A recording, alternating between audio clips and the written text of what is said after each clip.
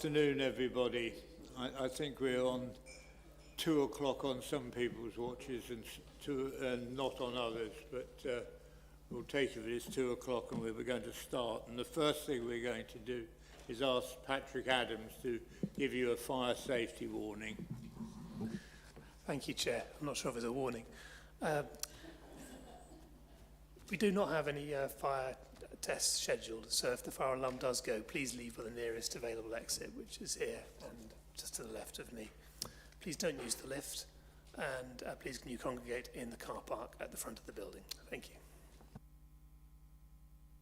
Thank you. I'd like to just make a few points to members of the public, if I may. First of all, you're very welcome here, and should you need to have a comfort break, if you go out of that door there and turn left, there's a toilet, or you can go out to that door there and straight ahead of you is a toilet. It may not happen today, but normally speaking, if we get to about 2 hours, I would break for 5 minutes or so, but you're more than welcome to go and use the facilities whenever you want. My name's Bill Hunt. I'm the chairman of this committee, and you'll see all these people looking at you, and you may not know what they do. The people along here to the left are all elected members, and they make the decisions, and they will debate later on, debate and make the decisions about the application. My vice chair here is also an elected member, Mark. Would you please make sure, if you haven't turned your phones off, that you've turned them at least onto silent? And if you have any questions, they should be through me when we get into the stages where that's relevant. Speakers will be allowed to speak for 5 minutes, and I would say that you'll have a warning lights in front of you which will indicate when you're at 5 minutes. I'm fairly soft and let people run on a little bit, but a paragraph or something like that, so 5 minutes and 15 seconds may be okay. Also, if you are asked questions, that doesn't mean that you have the right to talk and give another expansion on what you've already said. It means that you say yes, that's the case, or no, that's not the case. So that's my welcome to you, and we'll now move on to item number 1, apologies and substitutions. Thank you, Chair. Yes, we've had apologies from Councillor Christine Colbert and Councillor James Lay. Councillor Mary Wade is substituting for Councillor James Lay. Thank you very much indeed. Members, have any of you got any interest you'd like to declare? No. Minutes. Last minutes of the 1st of April. I assume you've read them, and is there any reason when the meeting is finished today why I shouldn't sign them as a fair record? No? No. The chair's announcements I've already made, but we've got 2 things to say. Today's meeting is the last meeting of this administration and of this one, so we start a new civic year next month. There may be some changes with what's going on here. So I'd like to say thank you to all the members here for the service you've given this year, and maybe we'll have slight differences in a month's time, but thank you for giving me such support during this civic year. And now we have a small comment by David, our planning manager, and it's about the Kingsway situation. Thank you, Chair. So I just wanted to update members with regards to the Kingsway nationally significant infrastructure project, which most members are probably aware of. We've received word that the application is likely to be with Planning Inspectorate some point in May. So this is just a heads up really. As per the delegation that was given at a recent committee, we will endeavour to bring the first phase of the application, which will be around the adequacy of consultation. We will have 28 days from that, from the date that we receive the application. So if the timings align, we will bring it to a committee, one of the two committees in June. If it does not, we will follow the delegation that was given by members, which will involve a draft copy of the paper being sent to the chair, the leader and the leader of the opposing party for their comment and review before we send it off to PINS. So that's just a quick update with regards to that application. Thank you. Thank you, David. We now move on to item number 5, and we've got Tom Beermond to make a presentation. Beg your pardon. I do beg your pardon. Quite remiss of me. Sorry, will you please make the presentation? Thank you, Chair. The application seeks planning permission for the erection of a single-storey dwelling on land to the north-east of 70 St John's Avenue in Newmarket. Before I start the rest of my presentation, I would like to draw attention to a correction within the committee report on page 29. The size of the site is 0.04 hectares, which is 0.09 acres. This is 400 square metres or 4,305 feet. This is in excess of the guidance in the Design Guide SPD, which states that building plots should usually be at least 300 square metres or 3,229 square feet in size. The site is identified on the location plan in red and is highlighted on the aerial image, which shows the context of the site in more detail and its location in relation to the surrounding residential development. This slide provides photographs of the site as seen this morning. As noted within the committee report and of relevance to the application is a previous planning history. Following the refusal of 3 applications for the erection of a 2-storey dwelling on the site between 2002 and 2004, an application was approved in 2016 for the erection of a single-storey dwelling on the site. 2 further and identical applications were approved in 2019 and 2022, and the approved plans can be seen now on the screen.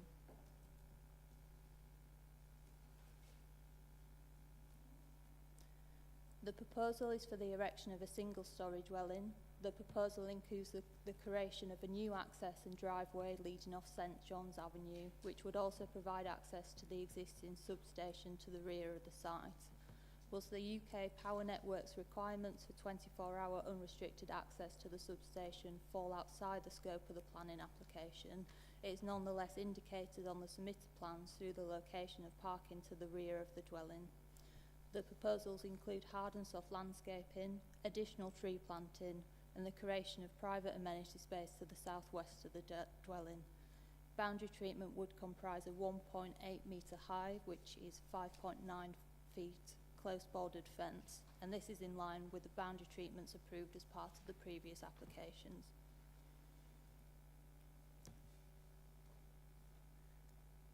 This slide shows the proposed plans and the elevations for the current application. The drawing style for the proposed dwelling varies to the previously approved plans. However, the layout of the site, the positioning of the dwelling and its footprint remain largely unchanged. The changes proposed under the current application relate to the design of the dwelling, including the roof form and fenestration.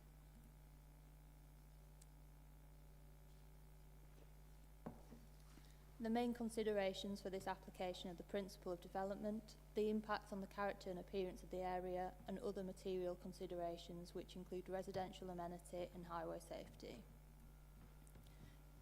The site is located within the development envelope, and the principle of development in this location is acceptable in accordance with Policy Growth 2 of the local plan. As noted, the 3 previous approvals on the site are relevant to the consideration of the current application. Whilst these applications are no longer live permissions, they have established the principle of erecting a single-storey dwelling on the site and are considered to be a material planning consideration. St John's Avenue is characterised by 2-storey dwellings, which are set back from the highway with open frontages and parking to the front elevation. Whilst the setback position of the dwelling varies within the street scene, the dwellings are generally set back between 6 and 10 metres, or 19.5 and 33 feet. The proposed dwelling would be single-storey and will be set back from the back of the footpath by approximately 3 metres, or 9.8 feet. Within their presentation to members of committee, the case officer for the 2016 application considered that while the proposed single-storey dwelling, by virtue of its height and setback position from the highway, would be contrary to the general pattern of development in the surrounding area, the introduction of a single-storey dwelling would not result in harm to the character and appearance of the area. Whilst the setback distance of the dwelling would be less than other dwellings within the street scene, it is considered to be proportionate to the scale and height of the dwelling. Furthermore, the positioning of car parking to the rear elevation is considered to open up the frontage further and does not result in a parking-dominated frontage. It is understood that changes have been made to the design of the dwelling under the current proposals in response to the location of cables running under the site from the adjacent substation. The applicant has confirmed that the dwelling would be constructed from structural insulated panels. The location of the underground cables and the method of construction are not a material planning consideration. What is for consideration is the impacts that this would have on the appearance of the dwelling. The dwelling would be faced in a buff-coloured brick and brown roof tiles. These materials would have a similar visual appearance to the external materials used on the dwellings within the street scene. Samples of these materials and their use in the development can be secured by condition. The changes to the design of the dwelling and the proposed fenestration are considered to have an acceptable impact on the character and appearance of the area. Turning to other matters, officers consider that the proposal would provide a high standard of amenity for future occupiers and would not result in harmful overbearing, overshadowing or loss of privacy to the adjacent properties by virtue of its single-storey nature and positioning on the site. The proposal would introduce a new access taken directly from St John's Avenue. The local highway authority have been consulted as part of the application and have raised no concerns to the impacts of the proposal on highway safety. It is also considered that sufficient space would be provided to the rear of the dwelling to accommodate 2 off-street parking spaces in accordance with policy COM-ACE of the local plan. Comments have been received from the UK Power Networks with regard to the siting of the dwelling and access to the substation, as well as the presence of cables running under the site. The access to the substation is a separate matter to be agreed between the applicant and UK Power Networks. Guidance is contained within the response from UK Power Networks with regard to the underground cables, and this will need to be adhered to by the applicant outside the scope of the planning application. When taken into consideration the previous planning history, which has established the principle of a single-storey dwelling in this location, and the design and materials proposed as part of this application, the proposals are considered to have an acceptable impact on the character and appearance of the street scene and wider area in accordance with policies Growth 2 and ENV2 of the local plan. The proposals are also considered to have an acceptable impact on all other material considerations, including residential amenity and highway safety. For these reasons, members are recommended to approve the application. Thank you, Chair. Thank you very much indeed. Comprehensive briefing. We now have Tom Beermond, who's going to speak as an objector. Please make sure you switch your microphone on and the traffic lights will come on. You'll have an amber at 4 minutes and then we'll be asked to finish by 5. Start when it's convenient for you.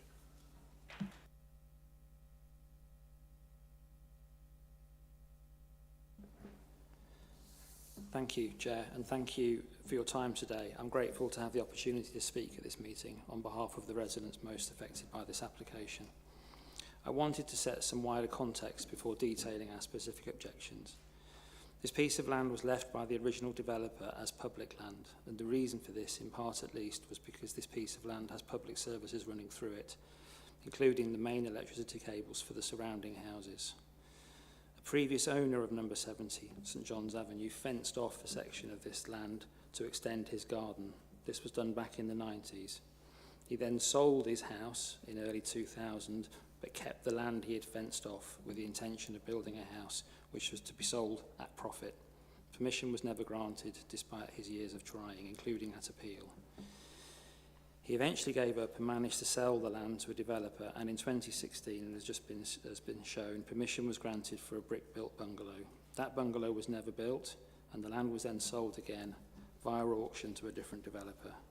2 further permissions were granted for a brick-built bungalow, neither of which were ever built. And the reason no one has built on this land before is because the developers realised that they needed to pay UK Power Networks to move the electricity cables that run across that land, and doing so was going to add significant cost to their plans and make the build non-viable financially. If you roll the clock forward to now, this latest application appears to be trying to avoid breaking the ground by placing a large static caravan on top of the land. The assumption, I think, is the developer believes this gets around the need to have the cables moved. But if this is the case, then it is an incorrect assumption. UK Power Networks have been very clear with those of us that have made contact with them. They expect any developer to engage with them and pay for the work involved to move those cables. The fundamental point is the power company needs to be able to access those power cables whenever they might need to. The plan says buff-coloured facing bricks, but we believe the intention is to use concrete cladding to cover the caravan as opposed to using actual bricks and something built on poured concrete footings. This is the same way that all other houses on the estate are built. The residents object to this proposal because it will fundamentally change the nature and impact the existing character of the area, and it in no way fits in with the local landscape, the design or the intent of the existing development. All the existing houses are 2-storey detached houses with large gardens front and back, all have driveways and garages. And I'm not sure that the measurement you gave for the front of the proposed dwelling is accurate. It's an addition, I just having heard you speak. As I have already alluded to, UK Power Networks, who own the substation, have objected to any development of this site, and they have said they have serious concerns about a dwelling being built or placed on this land, and they believe they have made that clear in their response. As well as the cables being moved and kept accessible, they have also made clear that they must have 24-hour access to their substation, as they do today. The proposal in this application appears to have assumed ownership of the public space to the right of the fenced area, the land that provides access point for the UK Power Networks today. The plan effectively creates an access road to get to the rear of the proposed dwelling. It seems very clear to us that in reality any future resident would not bother driving their car to the rear of the dwelling and would instead simply park on the access road, and in doing so would block access to the substation. Furthermore, the land in question is on a blind bend and the road can become very busy, not least during school drop-off and pick-up. The fact is, this land has never been suitable for development. It is far too small. It has important utilities running through it. It sits on a blind bend and it was never intended to be developed. We don't believe it was a correct decision in 2016 to give permission for this brick-built bungalow, and the fact that we're sitting here 10 years later and no one has built on the land should, in my view, be all the evidence needed to confirm this land is not suitable for a dwelling at all. It's not, and most definitely not suitable for a mobile home. Thank you.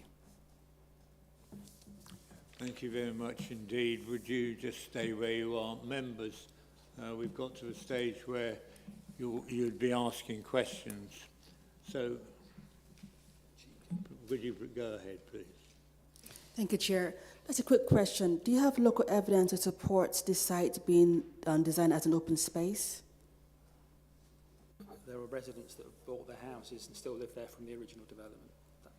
So by evidence, by evidence, if you mean there are residents that purchased their houses when that development was first built, 1972, 73, that are still there living opposite that land, they will testify in front of any judge you would like. Thank you.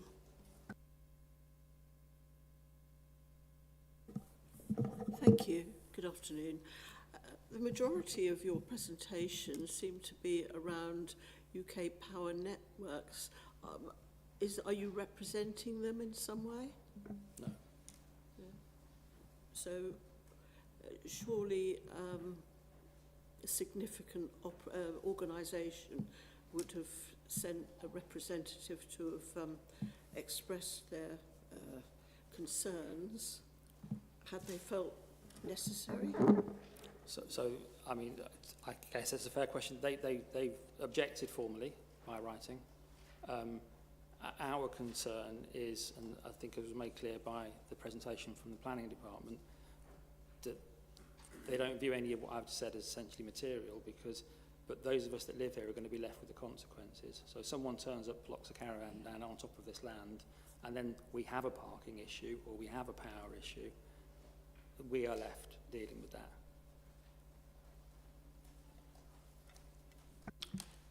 Councillor Trapp. Thank you very much. You mentioned things about access onto St John's Avenue being on a blind bend, but quite a number of houses there have exactly the same kind of problem with the access, particularly the ones opposite. So I live opposite, and I reverse onto my drive, and then I can drive forward off the drive. I'm not sure the point you're making. There's nowhere else on the estate where you have virtual right angle coming past number 70. And I watched members of the committee this morning, and the coach parked on that bend, and I watched cars, because there was another car then parked opposite, outside my house. And I think that was my car. Might have been your car. I watched cars then having to navigate between the two, and that is essentially dangerous in our opinion. There's a school at the bottom, there's parents with pushchairs walk past there during school drop-off. There was a tree in the house next to me that got taken out by a car who took that corner too fast. It's definitely not safe. But the owners would have to be couldn't reverse onto that road anyway. They'll have to reverse in or turn round within their property. So if you look at the plan, they won't be able to turn around in their property. They're either going to have to drive on forwards and drive round the back of the property and park back to back, or they're going to have to reverse on so they can drive off forward, which I don't believe is, if you look at the plan, a particularly straightforward manoeuvre. I don't think in reality anyone would do that. I think in reality, day to day, people would just park on the access road. It's a question really of, I think the plan is, the site is there, is whether one could reverse round to the sort of the top of that substation. Is that right? I mean, but we can talk about this with the officer when the moment comes. Okay, thank you very much. Councillor Goldsack. Thank you for your words and explanation from some points that I hadn't raised. One thing that I'm slightly thrown by, and I'd like further explanation on it, is your continual use of the word caravan. I don't know a better word for it. It's a mobile, it's a static home. It's not, I mean, you can see that if you, I don't know if anybody uses social media, they're for sale all over TikTok, these things. They're essentially what you see. When I was a kid, I went to Heacham for holidays. You see them there, they're placed on a slab. You're looking at me like I don't, it's a static caravan. Okay, thank you very much. I'll ask the officer some questions when it comes to it. Thank you. Thank you. Members, Councillor Akinlawi. Thank you, Chair. I'm just wondering, would the residents, do you think you guys, the residents be satisfied with the conditions stating UKPN approval for access as well as cable protection? Would that be an option for the residents of? Sorry, I didn't understand. Sorry. So if there were is a condition suggesting UKPN approval for access as well as cable protection, would that be acceptable to the residents? UK Power? Yeah, so yeah, UK You mean Power. as in the cables have to Yeah, to access for the substation as well as cable protection. I believe that if planning permission was granted for a bungalow that was brick built, that had the cables moved as per the requirement of UK Power Networks, then, and it's been granted already, that's what would have been built previously. The issue is the cost. And I'm cautious now not to talk too much about UK Power Networks because I'm definitely not representing them. But they've quoted 6 figures and 18 months to do that work, which is why the other developers have walked away. It is as simple as that. This is a cost exercise. We have a developer here who is trying to make a profit, and there's no regard for the impact on the local residents. Thank you. Councillor Sharp. Thank you, Chair. One question, just trying to get my head around the history. You mentioned the site was sold some while back. The part of the land between the footpath that goes through to Selwyn Close and the actual wooden, is that all owned by that same person, or is some of that? Well, they're proposed. So if you look at number 70, the owner of which is in the gallery, her fence, as she looks out of her house, her fence runs to the right, and then the power station is at the back. That was the original development. That whole piece of land was left open space for the reasons I've already stated. The owner in the 90s decided to take that land and for some reason was not challenged. Whether the new owner, the person that purchased this piece of land via auction, has been told he owns the land that is currently very clearly public. And to be clear, that grass is cut by the local authority and has been in the 23 years that I've lived there. That land has always been open and maintained by the local authority.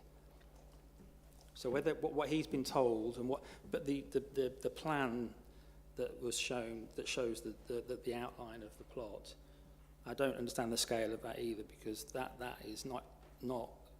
If you look at my house, my land is significantly more than that, and my house is significantly bigger than the one that's being shown, and yet it looks tiny in comparison to that thing. I think that's been presented by the developer. Do we have any more questions? Any more questions? Is that a hand or a finger? It's a hand. I've actually looked at the UK Power Networks response, and it does say it has to have 24-hour access, which we know, and that can be conditioned, I think. Is that right? Thank you, Chair. There's no need to condition it. UK Power Networks have their own legislation to work under because they're a statutory undertaker. And also, I've noticed also they said something about making sure that these plans have to be submitted to make sure that their power networks are not damaged or affected. Again, that comes under the powers that are conferred to them under their acts. So, as members are aware, when we're considering planning applications, we're guided by the NPPF, which says that we shouldn't be considering things to be material that are covered under other legislation. Thank you. So they're not actually objecting to, they're just being cautious about how it might affect their substation.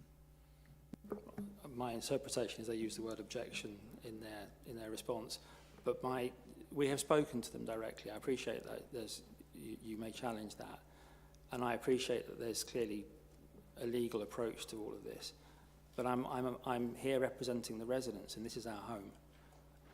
This is where we live, and the reality is, however much you condition something day to day, this won't evolve in the way that it's being presented, and in reality, we will be the ones that are left if there is a subsequent legal issue between UK Power Networks or any other. There's also sewers and drains that run under that land.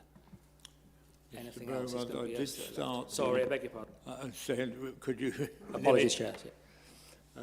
Any more questions from members? No, well, thank you very much indeed. And we now have, we don't have any neighbours or parish council representatives, but we do have a letter from Councillor James Lay, which is going to be read out by Patrick Adams. Thank you, Chair. So it's a short statement. For the following reasons, I am against the recommendations to approve in the report. The street scene. This well-established development consists of two-storey houses and not a single one-storey property as suggested in the application. 2. UK Power Network has objected due to the underground power cables. I agree, as this problem could be overcome with the power cables being resited. 3. Non-standard development. This mobile home covered in a brick jacket does not take away the fact that it would not be acceptable on most sites. May I conclude by saying that as planners, we've always considered how important retaining the street scene is to developments, and on this occasion, this applicant's design does not fit the bill. Thank you very much, Councillor Lay. Obviously, he's not here, so he can't have questions asked of. We would go now to officers' comments, which I think would include both the planning manager and the presenting officer. They can decide which goes first. Thank you, Chair. Just a couple of points. Obviously, as members are aware, because we have the same local plan as when this application was first dealt with, there's a number of material planning considerations with regards to planning history. I've covered off the matters around UK Power Networks. What I would say, and it's a basic tenet of planning, that just because a planning permission is granted does not mean that somebody is able to build something if other legislation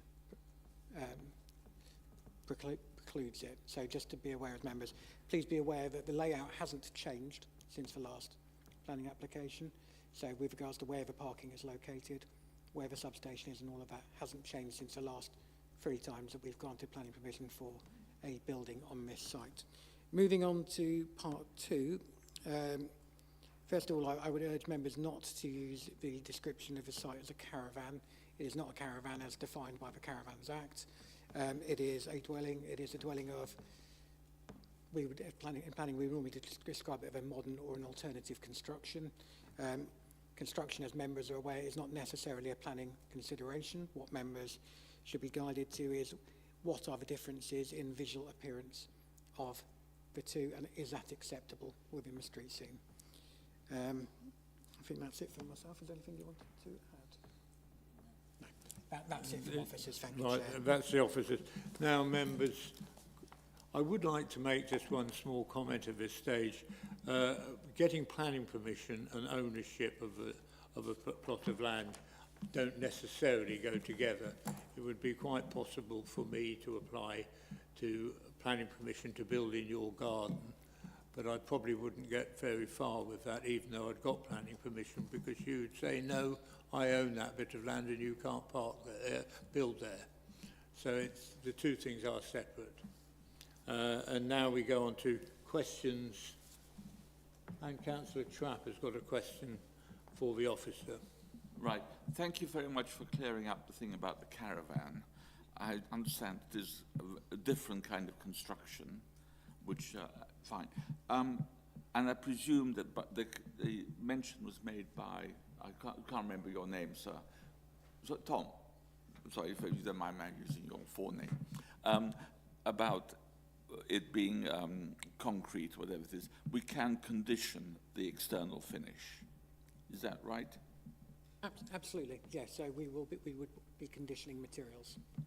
And the other one I was going to mention was about the parking, that would there be sufficient turning circle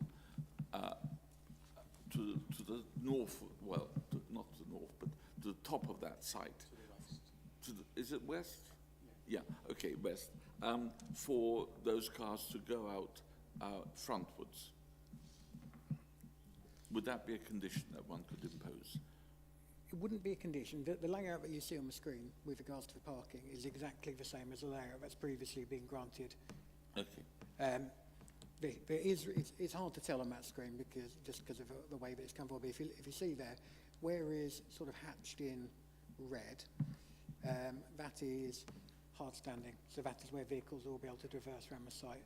Now, I'm not an expert on this, so I'm not going to say yes, they can definitely turn there, but there is potential for a vehicle to manoeuvre there.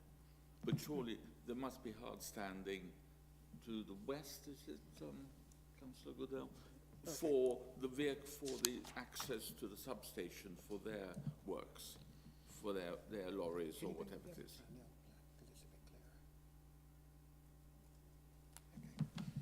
So hopefully, I brought this up just because it's the old plan and it's probably a bit clearer.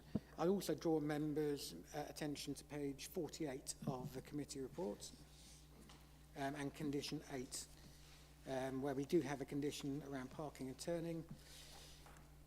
So we are asking for a track path diagram to show how vehicles will enter and exit the site. So exit from the property should be frontwards, not in reverse. If you read the wording of the condition, which I'll read that for everyone. in the room. Okay, yeah. But I just want to clear this up. Yeah. Yeah, okay, thank you. Here we go again. Thank you, Chair. It's just for the officer, I guess. I just wanted to just clarify. I just feel that if the issue presented by the resident in regards to the UKPN is important for us to consult on, This is a question for the officer, yes. either of you two. And if this, obviously, if it's important enough for the UKPN to object to it, and it's important for it to be laid out in the officer's report, so why can't we then try to resolve it or condition it? What's the issue around that? Thank you. The simple answer to that, Councillor, is when this matter was first determined, so back in 2016, it was considered at this committee that those issues were not particularly material at that time. As I tried to say earlier, UK Power Networks have a number of powers themselves conferred to them under their own legislation. So with regards to access to their equipment and the cables that run underneath the site. So they are protected. So even if we grant planning permission for the works which are being proposed today, they still have their own protections in place. The MPPF is clear that we shouldn't seek to double bubble. We shouldn't seek to put an additional layer of protection on over and above the legislation that is already in place for those statutory undertakers. That is why, as officers, we will note it in the reports, we will consider it in the wider planning balance. We've given it fairly low weight in this application because it's a matter that's previously been considered and a consent's been granted previously. I hope that sort of clarifies the thought processes.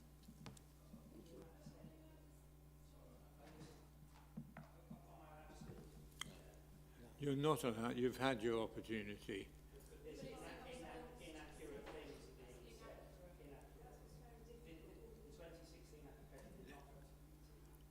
If you want to make one brief paragraph, you may do so. If you come up to the desk.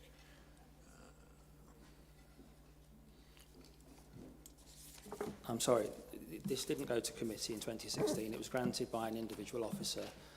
Your point about the reversing, the application has a load of planting where I think your point is that surely would be concrete up to the back of the substation, so there's access. That's not in the plan. The plan is all planting, and I don't understand the technicalities of the environmental stuff, but I think there's a measurement that's done that includes that planting.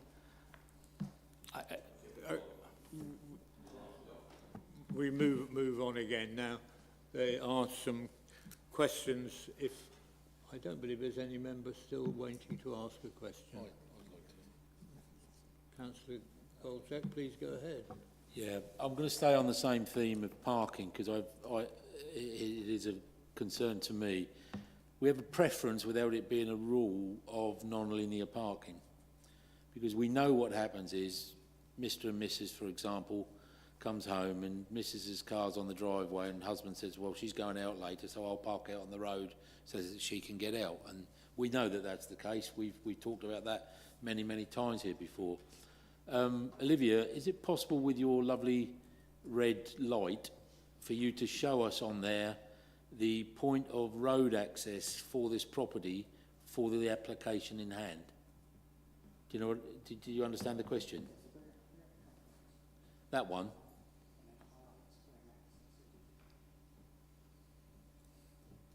For clarity, while Olivia's doing that, it's as you're looking at that plan there, it's to the north of the building. So if you see that sort of black V that's shown on the highways, it's sort of Yeah. in front of that. That's roughly where visibility split Okay. would be. Okay, so my question really is then, is the officer 100% comfortable, or are we taking this from previous lessons, previous past things? And I think, although it was against protocol, I think the gentleman had every right to say that this, I believe, is the first time this has been before committee. Not as in just as the officers say so. Okay, well, obviously I haven't been here for that period of time. No, I appreciate that, David. My understanding is that it did go in 16, but I will happily be corrected on that. Sorry, apologies. With regards to the car parking and the layout, as Councillor Goldsax alluded to, we do not have hard and fast rules in our design guide about car parking. And quite frankly, parking, is always going to be one or another necessary evil. So there's 3 different usual types of car parking. So that's tandem parking or non-linear parking, as Councillor Goldsack alluded to. Frontage parking, so that's 1 or 2 or even 3 parking spaces next to each other in front of a dwelling, or parking courts. All of them have pros and cons on them. None of them are a perfect solution. In this instance, because the linear parking is round to the back of a property, thus reducing it from public view, which is considered normally to be a benefit in planning terms, it was considered to be acceptable, and it was considered to be acceptable on the previous application. So a precedent has in effect been set on the site that that parking in that location is considered to be acceptable. Have we got any more? Christine Ambrose-Smith.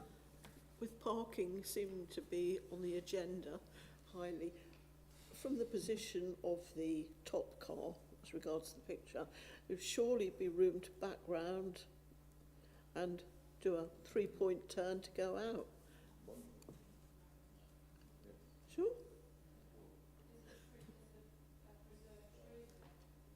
Well, you don't have to, Please. you've only got to just go a slight amount, but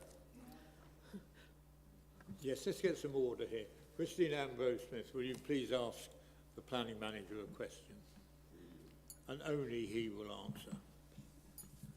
David, do you feel that it would be possible for a car to, if it was parked as it is, to go round towards the top of the drawing before moving forward? It would seem to me, I live with very difficult parking, and that's something I can manage in my driveway. The simple answer, Councillor Ambrose-Smith, and I'll bring everyone back to condition 8 on page 48. I'm going to read it out because I think it's useful, which states, prior to the first occupation or commencement of use of this development, sufficient space shall be provided within the site to enable vehicles to enter, turn and leave the site in forward gear, and for 2 cars to park clear of a public highway as shown on drawing 001E version A. So that has gone to highways Yeah. as part It of se- the thing. it We seems have received possible to me. we have received no objection on that. Yeah. So Have we got any more? Councillor Trabb. It's actually just to follow up that. I mean, it says prior to first occupation. Surely it should be in the plans before even commencement of the planning that it will enable vehicles to enter, turn and leave, not on before occupation. can you redo your question, please? Sorry, John. Okay. It says prior to first occupation. Surely it should be well before that for planning permission to be granted, that there's the site will enable vehicles to enter, turn and leave the site in forward gear. That should be part of the planning process, not on occupation. I'm afraid I respectfully disagree. No. What we are saying, that condition is saying, is that the parking needs to be laid out as per an approved plan. So therefore, the reason it is a prior to occupation condition is because that is when you would expect vehicles to be starting to use those parking spaces and using the dwelling. That's why the condition is worded as such. So, in fact, the plan has got to be submitted before then, anyway. We're not asking for a plan to be submitted. The wording of that condition gives a named plan number.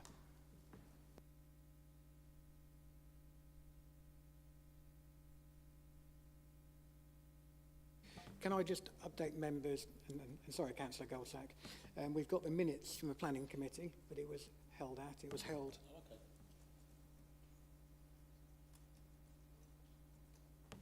on the 5th of October 2016. I couldn't answer that. I haven't got time to go through it, but we have got the minutes, so I can confirm it did go to committee. Absolutely, yes. Have we any more questions to the officers? Well, in which case we move off that agenda item and we now go into debate. So it's up to you, members, to give us your views and maybe an indication of what you're thinking. Away we go. Thank you, Ian. Chair. I feel sympathy for the objectors, obviously, but under the planning law rules we have and everything, there is no reason not to approve this at the planning stage. As the planning officer has already stated that any legal requirements from other agencies are not a planning aspect for us at this committee, and that will stop the development. I can speak for this in personal case. When my father's property was sold, there's a piece of land adjacent to it which the water board in Kent owned the pipework underneath, and nothing could be built on top of it, but a developer came along, bought the plot of land off us thinking they could develop on it, and they couldn't. So it doesn't mean that they can do it, because they did have planning permission from the county council at Kent to build on it, but they couldn't in the long run because of the water board wouldn't allow them. So that can happen with the power network. So under planning rules and regulations that we have at East Cams, I would like to approve the officer's recommendation, and I propose it.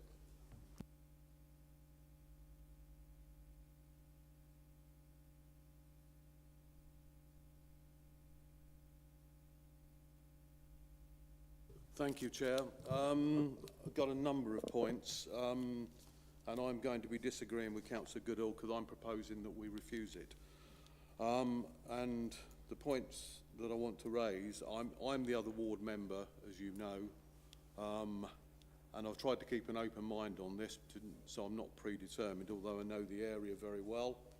Because 2016, I got elected back in February 2016, but not to this ward. And I've represented St John's Avenue since 2019.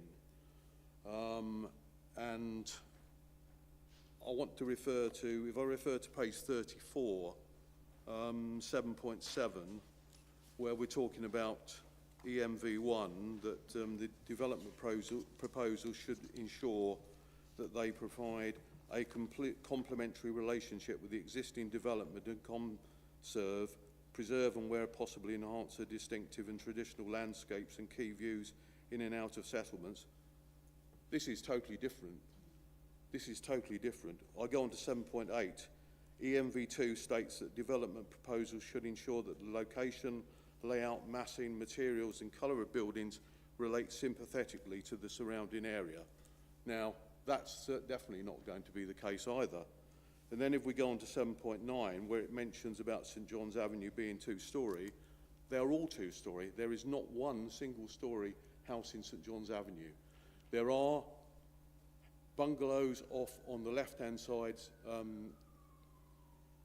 in Seymour Close, where I parked. That's where I always park when I'm up in that area, because I know that road. There are bungalows down Peterhouse Drive, there are bungalows down Trinity Close and Clare Place, but none on St John's Avenue. So I don't think the principle of that is there at all. And as we saw today, even when as gentleman Tom mentioned, the bus was parked on round on the bend. Even when I was standing up there with Councillor Trapp, I got there about 10 minutes before the bus arrived. It's a rat run. People use it partly to avoid the speed humps in Wood Ditton Road, which has been a good investment because it slowed the traffic down in there. and also we get the Grand Prix events at 9 o'clock in the morning and 3 o'clock in the afternoon with Didden Lodge with parents. So it is a speed trap. I'm interested, the one question I asked of the objector was around, and I was looking at it this morning, I wandered around it, the land ownership. If we are mowing that grass, I mean, I know under planning law, I can go and get planning permission on Councillor Hunt's house. That is not, ownership is not the planning thing, but I've got grave doubts there that they're going to be trying to build on what is actual public land. So that's another thing, but I know it's not a planning consideration. I know we are in a situation where back in 2016, this got, the precedent was set, for want of a better word, so permission was given.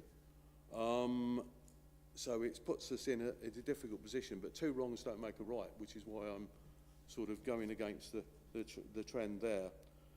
National Grid access, yes, National Grid have objected to it, and I'm slightly disappointed they haven't attended today. That might have helped.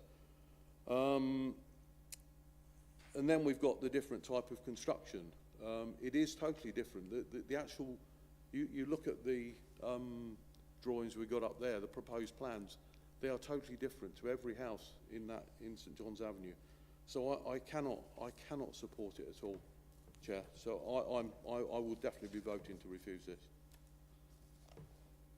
You are, we have already got a proposal to go along with the officer's recommendation. I'm unaware, but that was made first. I'm unaware of a seconder for that. Akin Wali. I'd like to second the objection, please. You're a seconder for Councillor Sharp. Councillor Sharp? The objection, yeah.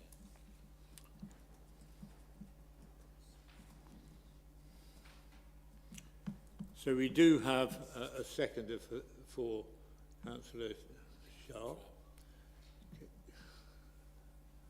Councillor Trapp, are you speaking? I'm trying to get the ducks in. I'm trying to get a seconder for the first. So you seconder for Councillor Goodall. For Councillor Goodall. I can second it.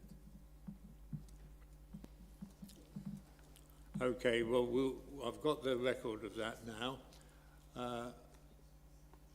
Away we go, Councillor Ambrose Smith. Thank you. The gentleman objector alluded to the fact that this appears to be public land, and yet we have a record of a sales process on more than one occasion. So surely people can't buy a piece of public land?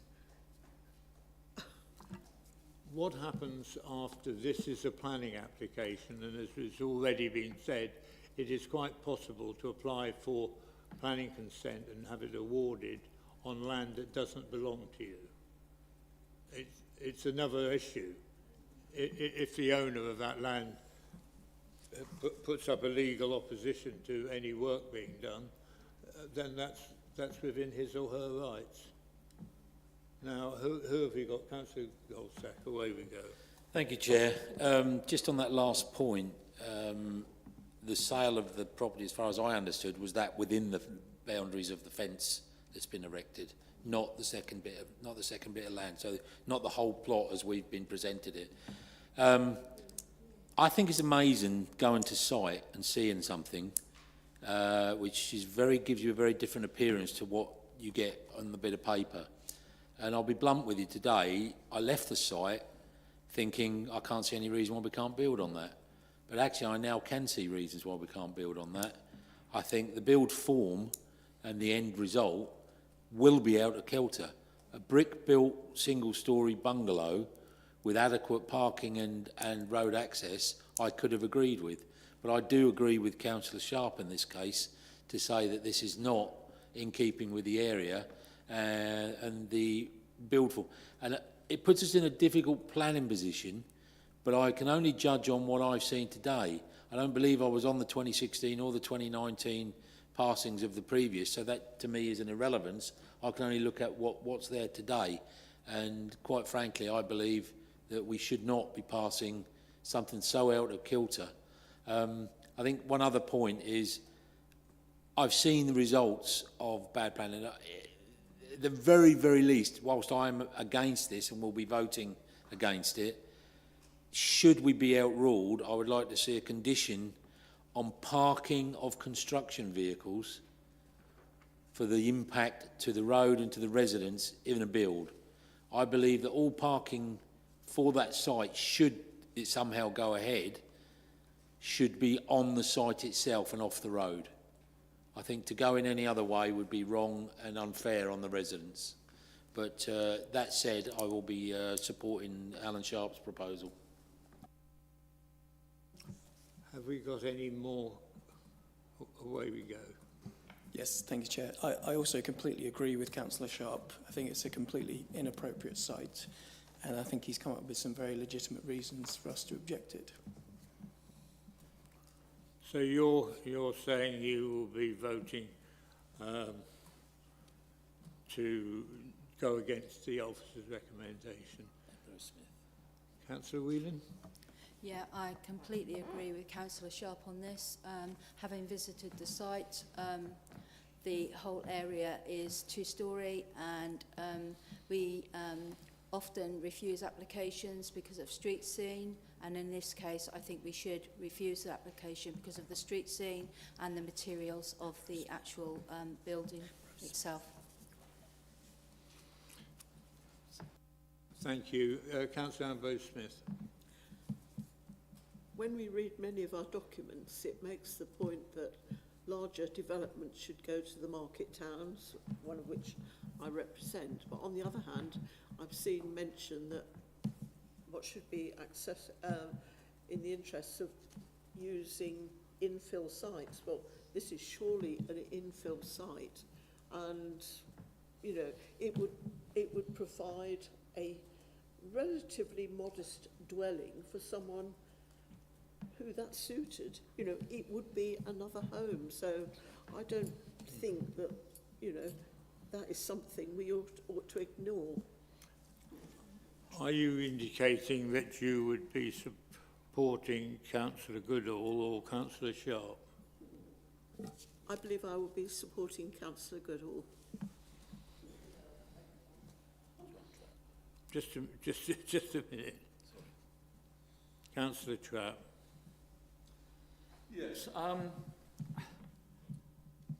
I was looking at this, and the houses aren't all that similar on that road. I think the size of the plot, which has been reduced by a tenth, is still sufficient for it. And if you look at other houses around there, they have very similar areas, so I would be supporting that. And I mean, Councillor Ambrose-Smith mentioned the fact that we're supporting the market towns. Well, actually, Newmarket is a market town. You know, it's in the clues in the name. And this has actually got good access, public transport access. There's actually a bus stop just opposite, nearby. And also there's a rail link and other things. So this is actually, I think, a very good use of infill. I take the point about the access onto the road, but I do think that the other residents there, the access there is just as precarious, perhaps, and they have survived. I mean, they're here. You know, so that is the reason why I'm supporting this, because I do think we do need more accommodation and in places where you can get public transport. And this is one prime example. Rather than building it in a village outside of anywhere public transport, we have here a possibility of having something which is actually does not need a car. And the conditions on the external finish are actually, we can make sure that they're there, aren't they? In I think condition 10, condition 4. That's confirmed with the plan. Yeah, exactly. Yeah. So it won't look like a caravan. It's not going to be a sort of static. It is actually going to be looking properly like a house. Thank you. Councillor Wade. Thank you, Chair. I think I do appreciate the kind of broader point about UKPN and you know, that we could rely on, you know, legislation, etc., but I think one of the opportunities for having something in planning committee is that it can be considered within the current context of the local infrastructure, etc., by people who are, you know, currently in the positions they've been elected to, and it allows local representation to be here.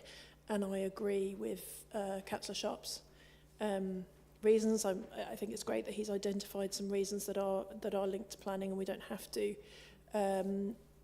refer to national legislation to kind of make a decision for the residents and allow this to continue to go on. So I would be supporting Councillor Sharp in his refusal.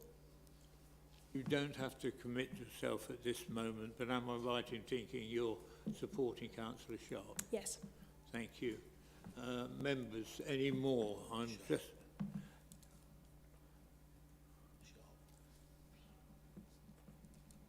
Councillor Sharp wants to come back.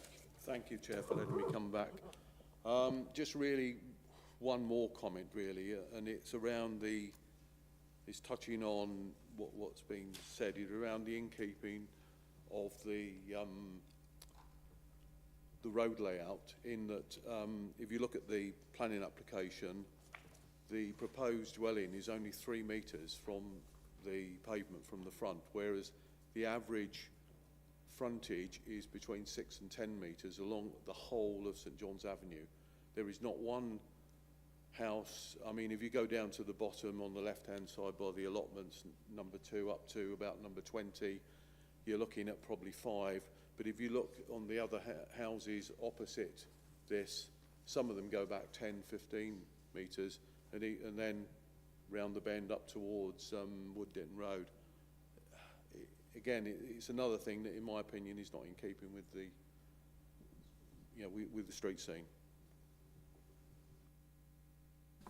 Yes, of course you can. Thank you, Chair. A couple of questions and pointers for members to have a think about. I feel I have to say this, we do have to consider national legislation and our own local plan. Spatially, this is in line with our local plan. It's in a built-up area. It's an infill plot, as one of the members has said.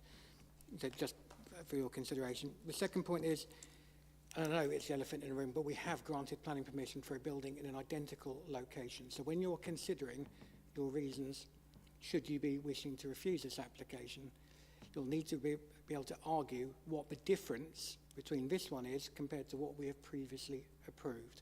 Otherwise, we will the members may enter in a situation where the council will become liable for costs should we be considered to have been behaving unreasonably. Because whilst that application is out of time, it is a significant material consideration because we are still under the same local plan.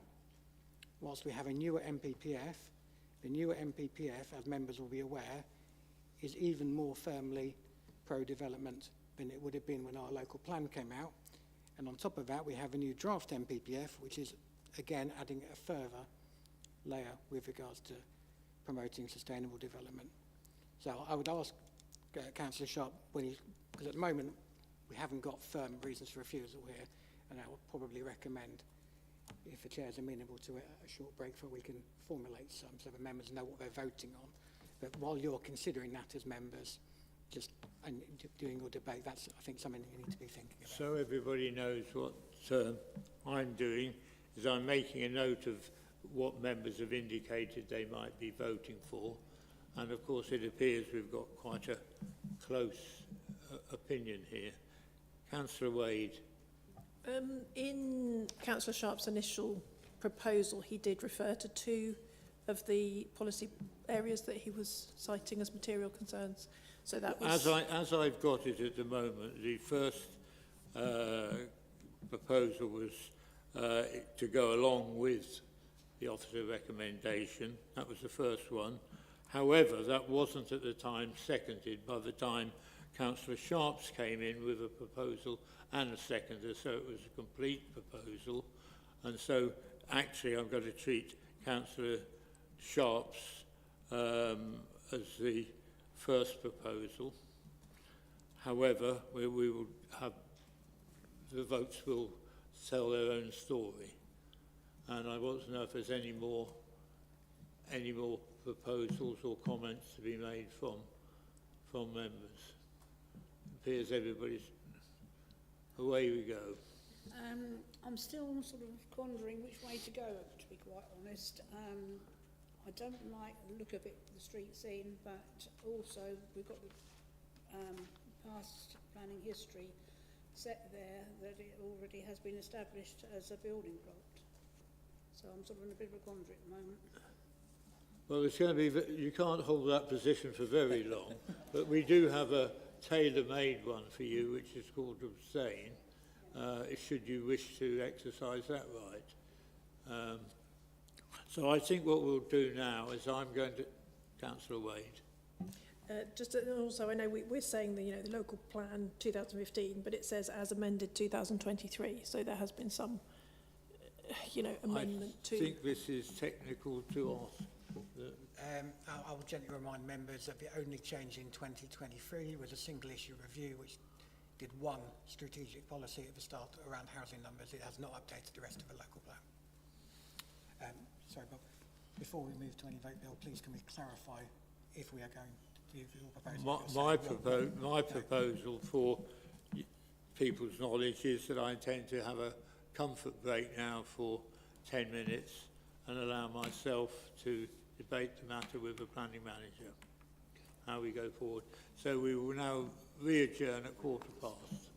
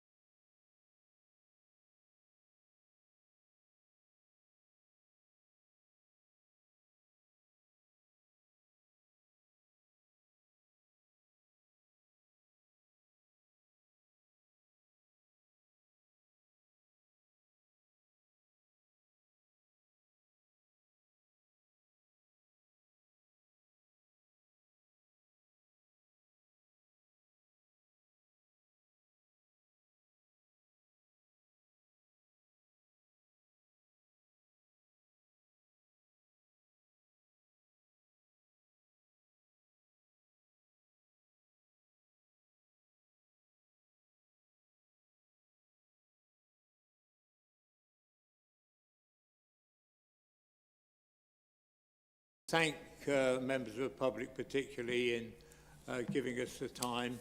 We do try and take these decisions very seriously, considering all the facts, and sometimes that takes a little bit longer than we originally thought. So thank you for your time and patience.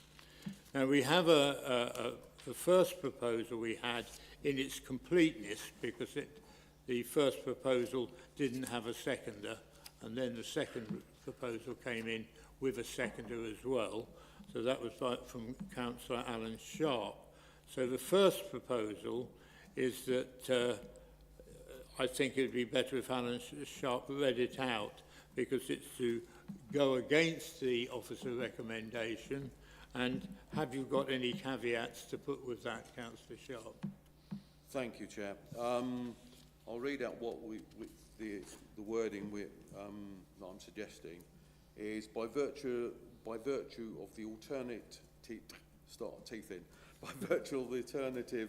method of construction, the use of modern facing materials is considered to be out of character with the street scene and the character of the area, contrary to EMV2. And on that is...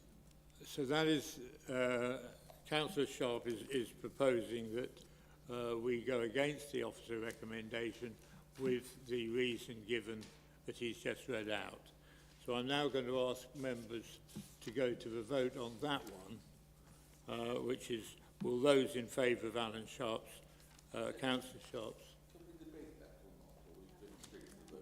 You've had a debate, and I've asked on about 3 occasions, have you got anything more?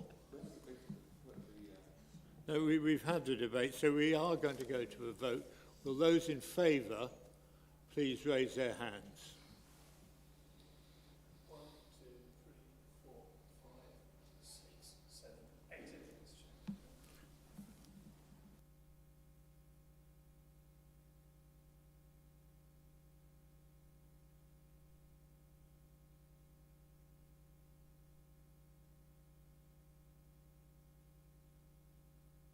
8.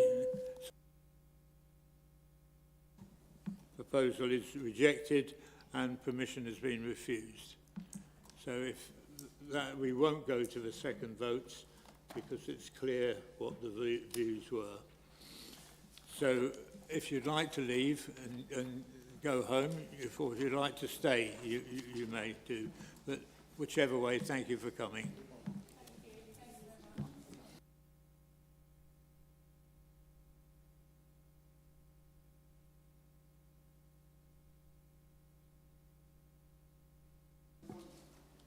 Of course you can. Chair, the land that wasn't fenced off, is it owned by ECDC? And if we refuse to sell, how do they build? It's irrelevant. It's irrelevant to planning. It's I don't know. Okay. But it is irrelevant. I stated it, and officers have stated it. I could apply for planning permission. I understand that. What I'm saying now is, now you've refused it, right, and they win the appeal. No, if they win the appeal, can they still not build it because we won't sell them the land? You can answer that one. The simple answer to that, Councillor Goodall, is that's a conversation I think you should have with Spencer, to find out who owns the land, and we'll take it from there. It's not really a matter for planning committee. Thank you.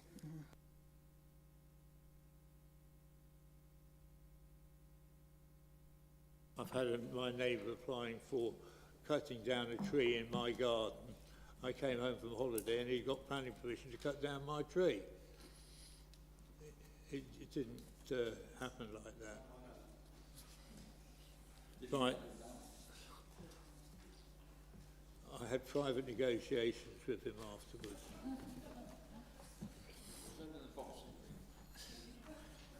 Now we move on to item number 6. Thank you, Chair. Has anybody got any questions they want to ask David? I was just going to draw members' attention then to the report on page 51 for planning performance for March 2026. I'm going to give a very short verbal update. because some members will be aware that we had the appeal decision come in earlier this week for Cambridge Road in Streatham.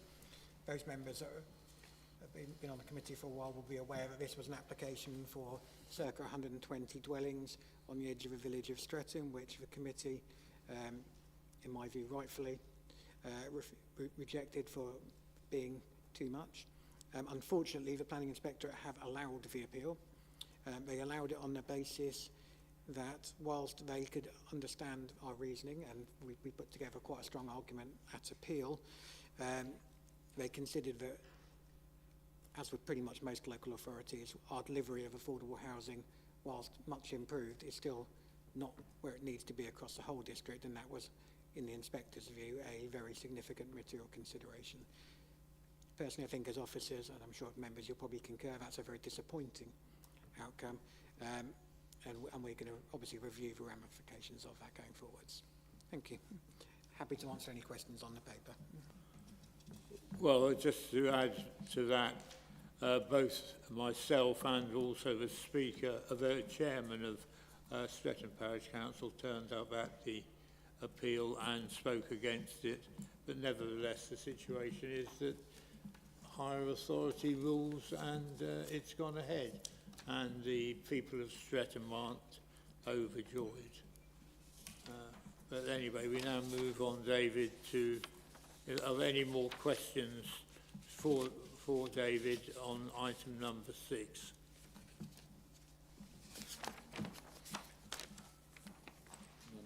And we now move to item number 7.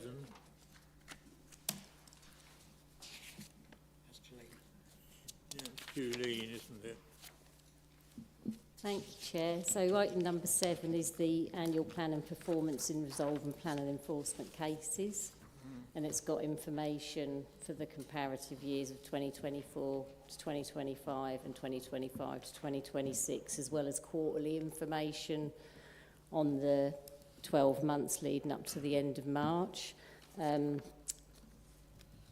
There's some information in the report that explains that we record more information. So if we get inquiries that maybe don't require an in-depth investigation but still require officers to undertake some work, we're now recording those in order to reflect a true reflection of the volume of work that we're undertaking.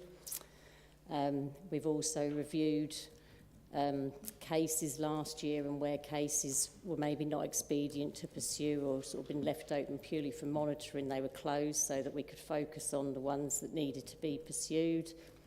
We're currently undertaking an enforcement review, which we've been doing for over 12 months now, to try and improve the way that we deal with everything there that we handle. So we're looking at our reports that come in, letter templates and customer information, and information for people that have either been reported who are making a report. We're also working more paperless and looking at using technology on the site, and we are about to recruit a development monitoring officer to do proactive monitoring of developments, which I think you'll all be pleased to hear about. And so if you've got any questions about anything in that report, then obviously please let me know.